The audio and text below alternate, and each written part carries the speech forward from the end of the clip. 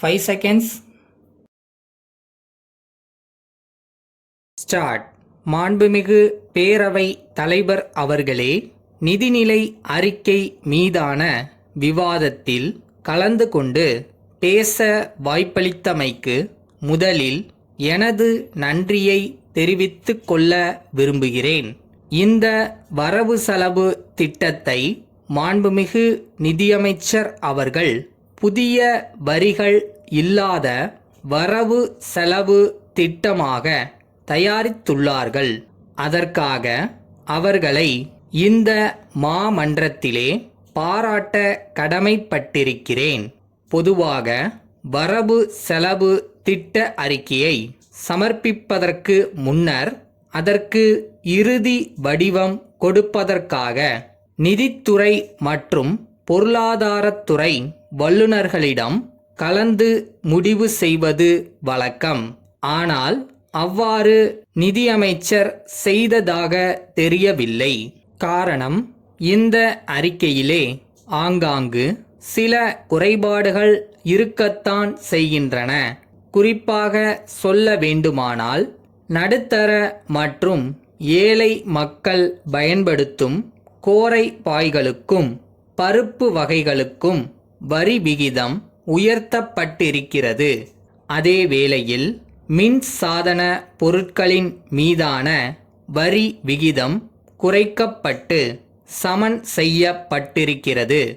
உழவுக்கும் தொழிலுக்கும் வந்தனம் செய்வோம் என்ற பாரதியின் வரிகளுக்கு ஏற்ப விவசாய இடு பொருள்களுக்கும் நெசவு தொழில்களுக்கு பயன்படும் சிட்டா நூல் மற்றும் உபகரணங்களுக்கும் வரி விலக்கு அளிக்கப்பட்டுள்ளதை வரவேற்கிறேன்.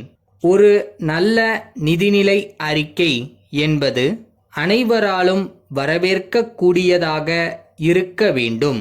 அந்த வகையில் இந்த நிதிநிலை அறிக்கை இருப்பதாகவே நான் கருதுகிறேன்.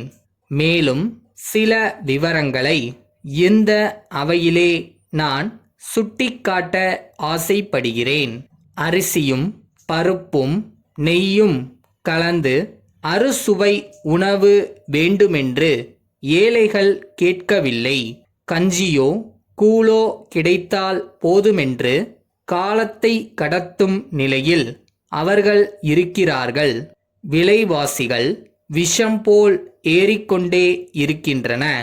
அன்றாட கூலி வேலை செய்து கிடைக்கும் சொற்ப பணத்தில் அவர்கள் குடும்பம் வாழ வேண்டிய நிலையில் இருக்கிறது என்பதை இந்த நேரத்திலே நான் தெரிவித்துக் கொள்ள விரும்புகிறேன். பெரும்பாலான கூலி தொழிலாளர்கள் தங்கள் வருமானத்தில் பாதிக்கு மேல் மதுபானம் அருந்துவதற்கு செலவழித்து விடுகிறார்கள். மீதியுள்ள பணத்தில் அவர்கள் குடும்பம் நடத்த வேண்டிய நிலையும் இருக்கிறது. இதனாலேயே மதுக்கடைகள் வேண்டாம் என்று பெண்கள் போராடி வருகிறார்கள். இந்த குடும்பத்தில் உள்ள குழந்தைகள் பள்ளிக்கு செல்ல முடிவதில்லை. அவர்களுக்கு தேவையானவற்றை வாங்கி கொள்ள முடியவில்லை. குடும்ப வருமானம் போதாமல் பள்ளி படிப்பை பாதியிலேயே நிறுத்திவிட்டு சின்ன சின்ன வேலைகளுக்கு செல்ல வேண்டிய கட்டாயம் ஏற்படுகிறது என்பதை நான் இந்த மன்றத்திலே கூறிக்கொள்ள விரும்புகிறேன். அரசாங்கம் தங்களுக்கு இலவசங்கள் வழங்குவதை மக்கள் விரும்பவில்லை. மாற்றாக போதிய கல்வி வசதியும் மருத்துவ வசதியும் ஏற்படுத்தி தந்தாலே போதும் என்றே கருதுகிறார்கள்.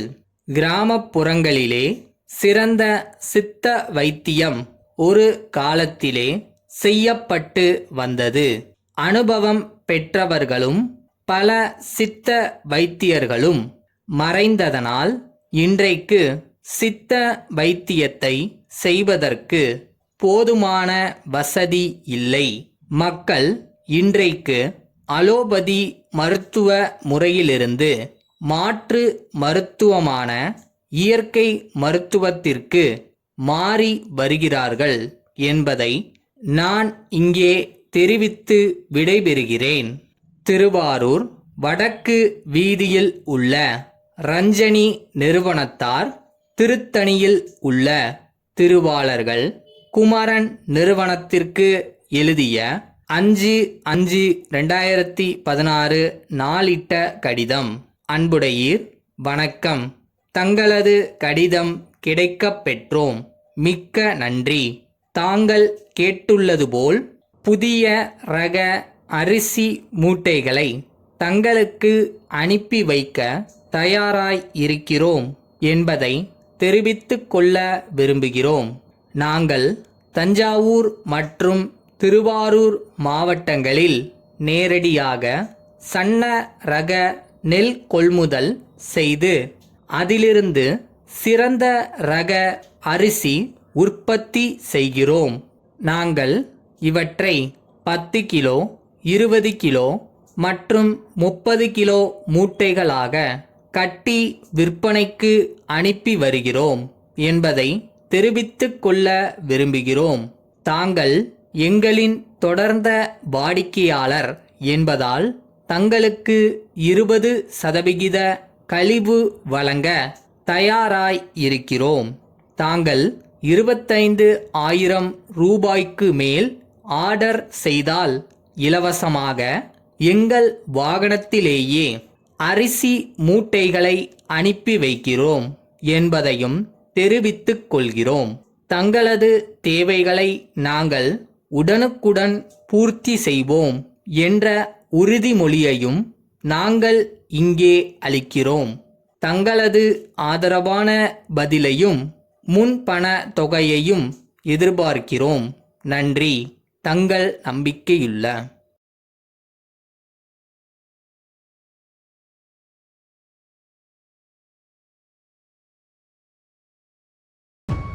ஜெயிக்கிறது தோக்குறது எல்லாம் செகண்டரி தான். எதை நோக்கி ஓடுறோமோ கடைசி வரை ஓடிட்டே இருக்கணும், அதுதான் முக்கியம்.